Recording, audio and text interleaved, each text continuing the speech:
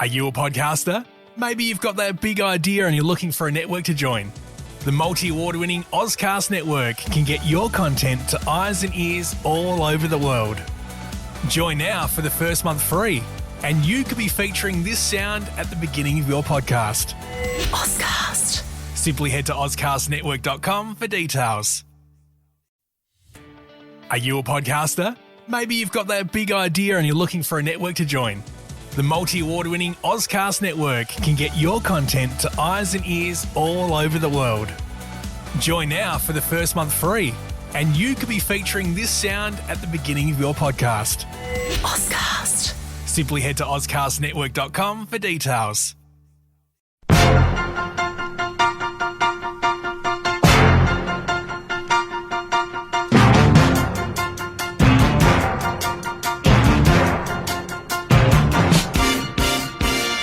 Tuesday the 25th. Am I right, Pete? That's right, Jeremy. Peter Clayton behind the camera. I'm Jeremy Cordo. Welcome to the garage and the court of public opinion for another week. There's a bit to chew on. Look, I might start off with a fun fact. A fun fact.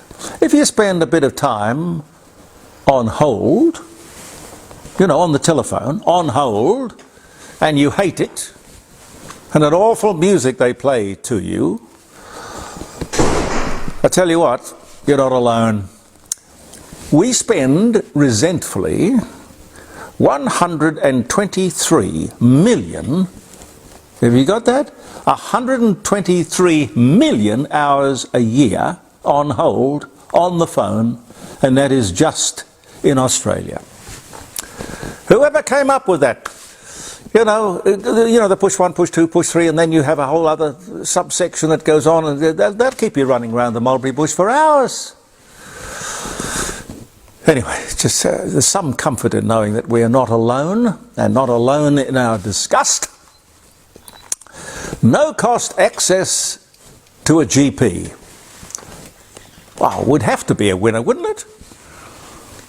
Oh, we love free stuff, don't we? No cost access to a GP.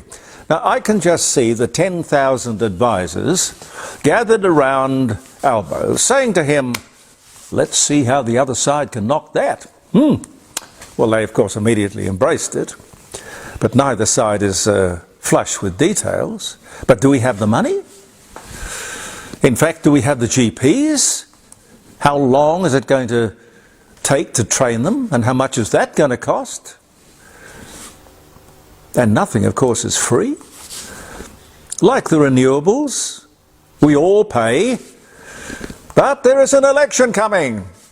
So we have to expect a fair bit of flim-flam before this thing is over. Anyone who could create this cost of living crisis and then say, elect us and we'll fix it. I mean, they did it. Elect us and we'll fix it. Why'd you do it in the first place? Anyone who believes in green hydrogen, or free school halls, or pink bats that somehow get people electrocuted, anyone who does all of that is just plain incompetent in my book. Frankly, I'm sorry. Government spending, by the way, is at its highest in the history of this country. The highest. Anyway, it really doesn't matter what Albanese or any of them promise. We know that they lie, and they won't pass the truth in political advertising legislation. God, they won't even write it. Which, of course, would lock them into delivering on what they say. So we know they are liars. Oh, they'd pass that. They'd pass it with great confidence. Politics is wonderful. If you could win the heart of a beautiful woman by using her money, we would all be very popular. That's what's happening, To win popularity, these politicians will promise us all sorts of goodies, which will be bought, if they deliver, using our money. If you're not paying, you can almost promise anything, I guess. And the media will be soft on asking the hard questions. For example, to pay 90% free doctors, that's 9 out of 10 visits, no co-payment. Will you benefit? Well, will you be lifting the Medicare levy to pay for this $8 billion expenditure? It's a journalist's question. Back comes the answer. We have no plans to raise the Medicare levy. No plans?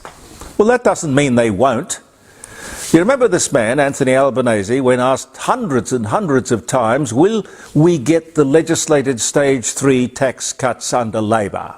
Time and time and time and time again, he said, we have no plans to change a thing. Lies, lies, lies and more lies. No plans doesn't mean he won't. And of course he did. Just on that one issue, just that one moment in history, should tell you that you cannot believe or trust what he says. Weasel words are just that, weasel words. And by the way, there is no way that this government can deliver this promise. You know why?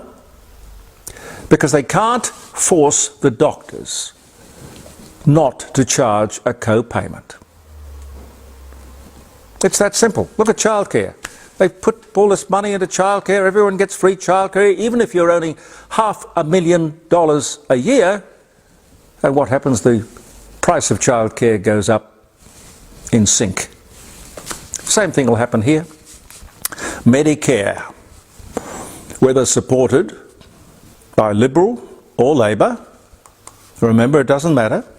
It is like childcare. Doesn't matter how much money, our money, is poured in, the cost will go up accordingly. It is the downfall, the totally predictable downfall, in my opinion, of socialism. This is when people realise that they are being conned and then asked to pay the bill. While these people in Canberra swan around the world, enjoy the high life, living high on the hog, which of course we all pay for. What a deal! Gee whiz. On the Insiders on Sunday, the Treasurer, Jim Chalmers, was talking very smoothly. He's a good talker. He was talking about the threatened American tariffs, which is all about local industry. He said, from memory, going back to 1952, Australia has run a trade surplus with the United States. Harry Truman was the president, he said. Well, I say amazing, sir. Truly amazing. You can remember 1952, but you can't remember 1975, when the Whitlam Labor government signed the Lima Declaration, which, and I quote, sold out the Australian people and manufacturing industry to third world countries. These, ladies and gentlemen, are the same people. But I don't think he remembers. Doesn't want to. And the journalist, of course, wouldn't have the temerity to ask. The largest industry fund in Australia, that is when I say that, the largest industry fund, union super fund, right, owned by the unions, and I'm talking about Australian Super, the Australian Super Fund, has been fined $27 million by ASIC, the regulator, for failing to merge multiple super accounts. Now, is that psychobabble for basically stealing money from the members? I don't know. And are these union super funds, industry funds, simply a giant slush fund for the Labor Party? Just asking. I don't think there are other journalists around who ask questions like that. We are here, by the way, with the best wishes of the Rising Sun Inn at 60 Bridge Street at Kensington. Have a talk to Grant if you're planning I don't know, it could be a function, a celebration of some kind, a product launch. It doesn't matter. If you're going up Kensington Road, the council, I imagine it's the council because it kind of looks official, they've got a sign directing you on Bridge Street to the Rising Sun Inn. Grant, that was, if you pulled that off, that's very good. Free advertising from the local council. I think that's excellent. But if you're not in the neighbourhood and you'd like to make a booking, lunch, dinner, enjoy the atmosphere of this marvellous old pub. This year's a very historic, significant year for them. It was built in 1845. Did I get that right, Pete? Was it 1845? That's right, yes. Yeah. Lovely, lovely old place. And Jim Elder Fine Art in Melbourne Street, North Adelaide, 106 and 110, two beautiful buildings.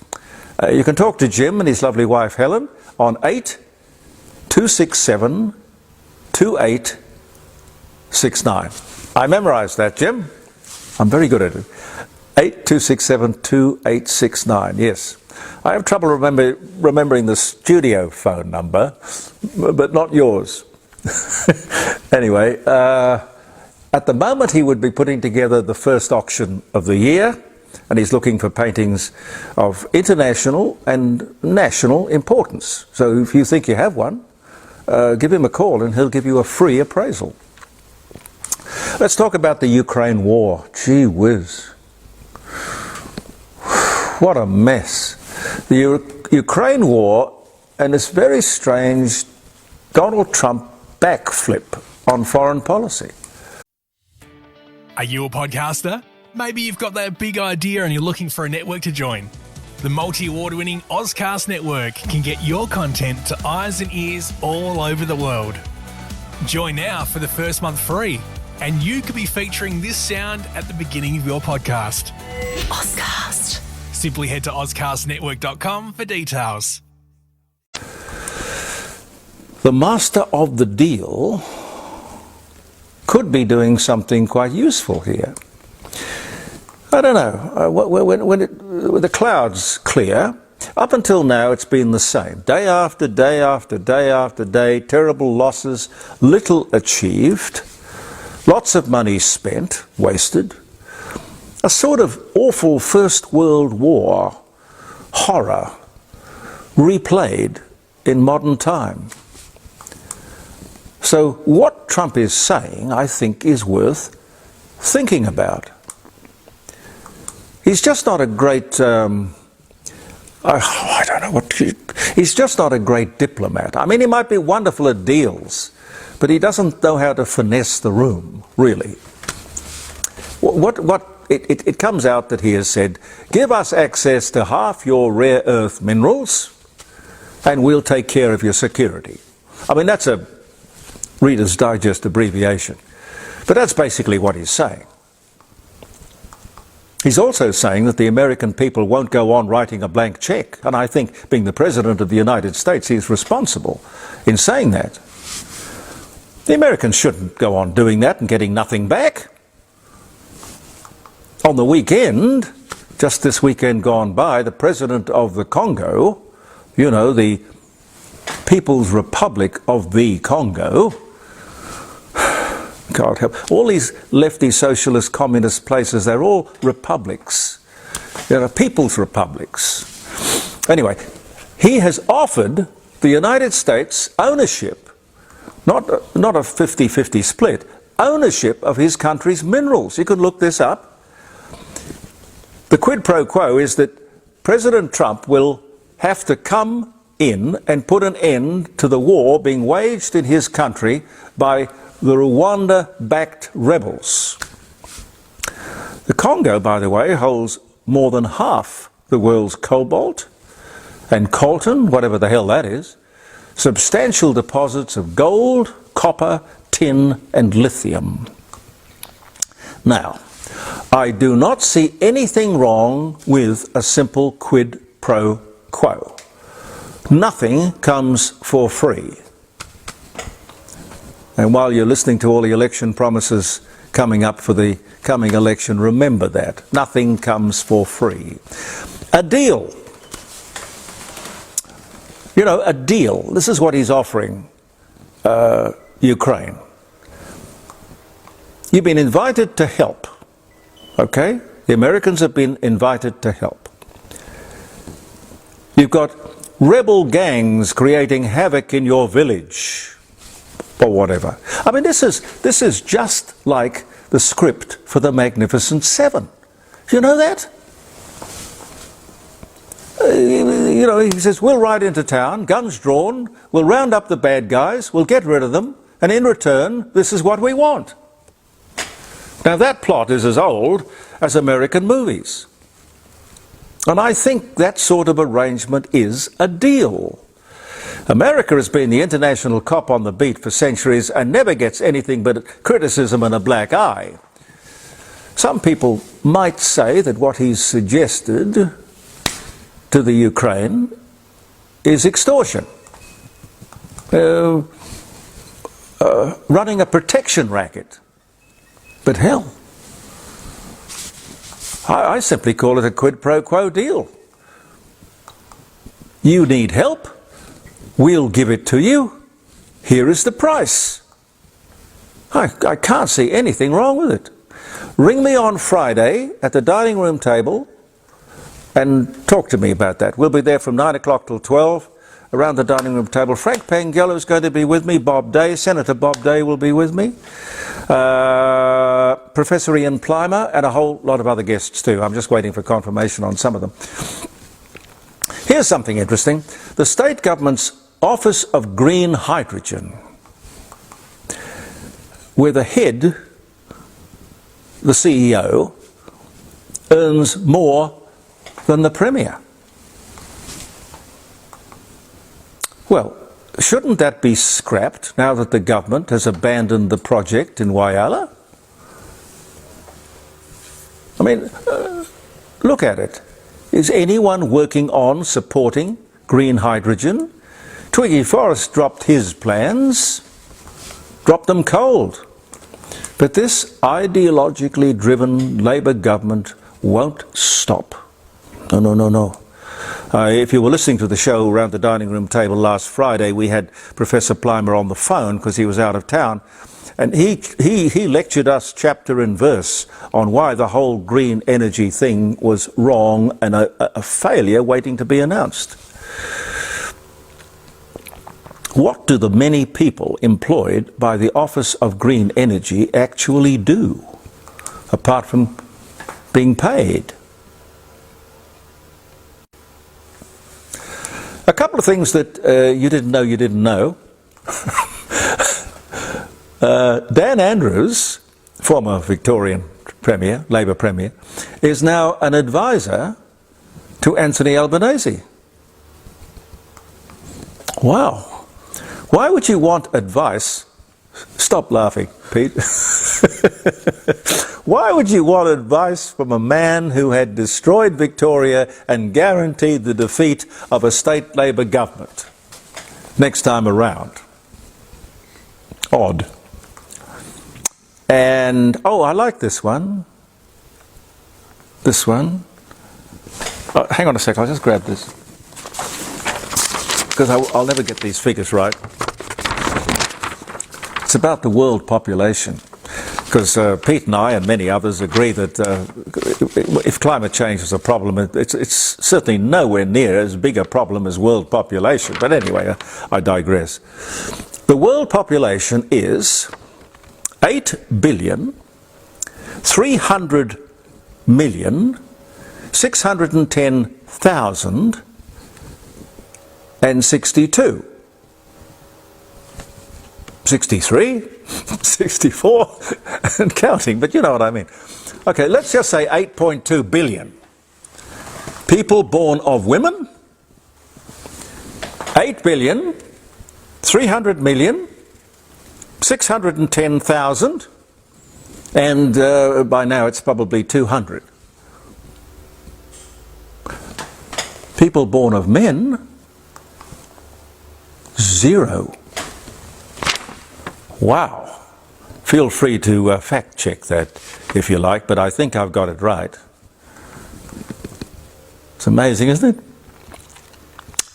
it? Here's another one. It takes twice as much time to build a house in Australia today as it did 10 years ago. Can you get your mind around that? When I dig into it, what am I told? Red tape, approvals, planning, rules, regulations. Why do we allow this nonsense? Why do we allow it? I mean, surely there are governments who sort of say, well, you just take a cane knife to it, get rid of all of the crap. Our absolutely feeble rebuke of China over their sabre rattling off the east coast of Australia.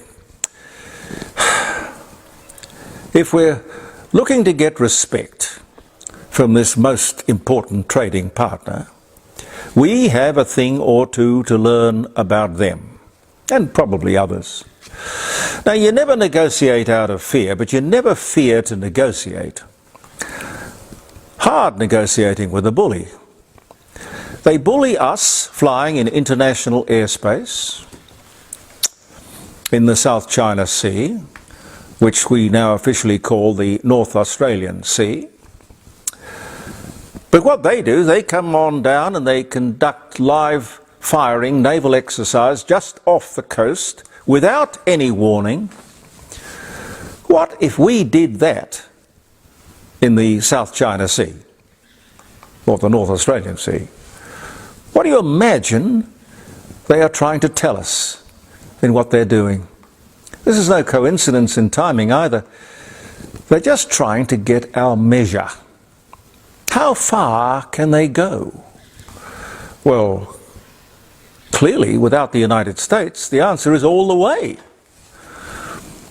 On the Friday morning live streaming show, jeremycordo.com, Dr. John Brunei last week was most informative and interesting on this subject. We have a massive potential problem. How do we defend Australia? Small population, woke government who just doesn't get it. Thanks to the education system, the best country in the world, and we don't recognise it and preach it. We could not put an army together to defend it. Our people are not patriotic and proud. Well, not the younger generation. The older generation is? Yes, I think so. In our schools, they teach our children to be ashamed of ourselves and our past. Do we, or why do we, hand over our children to teachers or subversives with their own agenda? We don't have young people who will enlist. We can't even crew a submarine. I wonder why. We have underinvested in defence for ages. Both major parties. A huge landmass, rich in all the things that government dislikes. Well, this government, coal, gas, uranium, all the things that the entire world, however, want. Do we imagine that it hasn't occurred to China? Are you a podcaster? Maybe you've got that big idea and you're looking for a network to join. The multi-award-winning Ozcast network can get your content to eyes and ears all over the world. Join now for the first month free, and you could be featuring this sound at the beginning of your podcast. Ozcast. Simply head to ozcastnetwork.com for details. China and others not to buy these things from us, just to come and take them. It would not be difficult thanks to the woke left. We live in a dangerous, hungry, greedy, savage world. It certainly can be. But if America is going to protect us, and God, I hope that's right, as we have recently seen, they will not be doing it for free. And I don't blame them, and I don't think you should either. If they ride into town to save our skin, I don't know what the price is going to be, but I reckon it's worth paying. Time to get rid of woke and get real. Australia? Don't know how much time I've got, Pete. You can go. I wanted to talk to you about talking about schools. I wanted to talk to you about the National Curriculum Assessment and Reporting Board. It's a mouthful. I'd love to know who was on it. I'd love to know how many people were on it. Is that one of those Quango things? I don't know. ACARA, it's called ACARA, I think is the acronym for the board. They say proficiency levels for civics and citizenship are terrible. Less than a third of the students are proficient in or have any understanding of these important areas of our democracy. Now, these are the worst figures for 20 years, but with every test, if you'd like to go back, and they're not ashamed to publish, no, I think they're helpful in publishing the figures. If you go back over recent years, you can see a steady decline, year after year after year. Now, these are Year 10 students who, logic would say, should be a lot more knowledgeable about the world in which they live and the democracy that they would, hopefully, inherit and support. Yet more and more people are calling for this cohort, this age group, to be allowed to vote. Clearly they have no or little idea about politics or how our system works, our two houses of parliament, our democracy. Civics and citizenship is not even compulsory, damn well should be. In New South Wales, for example, it is a subject that is alternative to, I think it's oh golly, I did look it up. I think it's ethics. It's ethics. Oh, well, you teach ethics as well. Sure, it's more useful than trigonometry. It's amazing that something so fundamentally important to our system and our way of life is not given greater priority, either in our schools or our teaching trainer or training arrangements, our teaching colleges. This is the generation who will carry our democracy forward. They will be in charge of it. Yet clearly, they're not particularly enamored with it or knowledgeable of it. I blame the educators. Mum and Dad are basically working too hard to keep the damn wolf from the door, thanks to these cost of living pressures. Schools seem to be more interested in welcome to country, climate change, and hating our colonial past. More interested in that little grab bag than government, democracy, or our political system. It's an agenda, ladies and gentlemen, an agenda. Have I got time for one more, or should I get the hell out of here? Yes, it's getting close. It's getting close. All right. We're talking about kids. Kids. We all know what kids are like. People of my generation say things like, what's the matter with kids today? Why can't they be like we were, perfect in every way? But maybe we're all the same. Maybe kids over the generations are the same. But I can tell you one thing. We didn't have a thing called ADHD. Kids have a 300% increase. 300% increase in ADHD diagnoses, with no reason being given to us as to why. How easy is it to get that diagnosis? With adults, it's even higher. It's not 300, it's 450. And a huge delay in getting into a clinic, somewhere between 6 and 18 months. Huge demand, and few people who can help. Could it be something to do with the out-of-control NDIS? Could it? Where there are benefits and concessions if you can get a diagnosis. Some $40,000 a year, in fact. Is it easy to get that diagnosis? I don't know. My observation is that kids don't have any trouble concentrating on what they want to concentrate on, like their mobile phone or gaming. Here's the question. Is ADHD simply a lack of discipline? As I was growing up, there were naughty kids, there were disruptive kids, there were disobedient kids, there were clever kids, there were dumb kids. I think I was the dumb kid.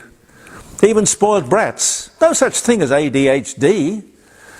We love putting labels on things, categorizing things, putting people in little boxes. You leave your child, as we were talking about the other day, you leave your child in a hot car, you're not criminally negligent or neglectful. You're suffering from forgotten baby syndrome. I think it's all, frankly, a lot of nonsense. A lot of nonsense. Shall we look at some dates? Okay, all right. Happy birthday if you're having a birthday. I'll get my glasses and see what we remember the day for. I hope it's a good day for you, wherever you are, whatever you're doing. February 25, 1814 was the year. Australia's first currency. Do you know what it was, Pete? No. The holy dollar. Why it had a hole in it, I don't know. The holy dollar introduced, made of Spanish pieces of 8 with the centre stamped out for some reason. That was the colony of New South Wales. No currency up until this day, 1814. Maybe that's when all the trouble began. Because the Aboriginals never had any currency and they got on okay for 60,000 years, they keep telling us. Donald Bradman, Australian cricket batsman and captain, 52 tests, 6,996 runs. He dies of pneumonia. I only had the pleasure of meeting him once, interviewing him once. He signed everything, you know, he's a funny man. He said there were 2 things you could do with his sort of fame. You could sign almost nothing, and then everything you signed would be terribly valuable. Or you could sign everything and just come back to the people. And he chose the latter. Sir Donald Bradman died on this day in 2001. Frank Sinatra performs his final concert, a live audience of 1,200 select guests at the Palm Desert Marriott Ballroom in Palm Desert, California, on the closing night of his charity golf tournament. That was his swan song. This day in 1995. George Harrison, British guitarist, singer, songwriter, sitar player as well. The Beatles, While My Guitar Gently Weeps. Here Comes the Sun. The Travelling Wilburys. He was great in the Travelling Wilburys. The Dalai Lama flees Tibet in 1910. Tennessee Williams, the American playwright, dies at 71, this day in 83. Oh, here's one for you, Pete. Samuel Colt patents his first multi-shot revolving cylinder revolver, enabling the firearm to be fired multiple times without reloading. Do you know what the year was? Oh, I reckon it was in the 1840s, was it? No, earlier. 1836. Because that would have been either the Navy or the Army, wouldn't it? It was a Whitneyville Walker, I think. Something like that. No, the Patterson Colt. Oh, okay. 1836. The first revolving, which revolutionised. The Patterson Colt. Yeah. Yep, I think we'd better leave it there. The first performing monkey exhibited in America, admission 1 cent. The year was 1751. I love the weird ones. Bread in Berlin on this day in 1923 was selling for 2,000 marks. Just a loaf of bread. Anyway, thank you very much for being with us, and as I say, if it is your birthday, happy birthday. May it be a really nice one. I hope you can join us on Friday. Interesting guests, your phone calls as well, around the dining room table, live streaming, jeremycordeaux.com for 3 hours. Lots of fun. And I'll see you next Tuesday with another posting on Facebook, and our dear friend Andy Martin will pop it out on all of those podcasting venues. One way or the other, thank you for viewing the Court of Public Opinion. Believe in yourself, and we'll see you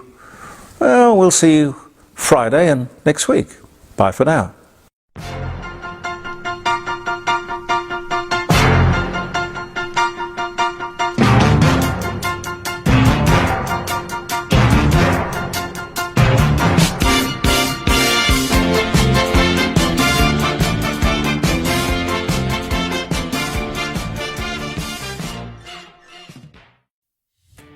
Are you a podcaster?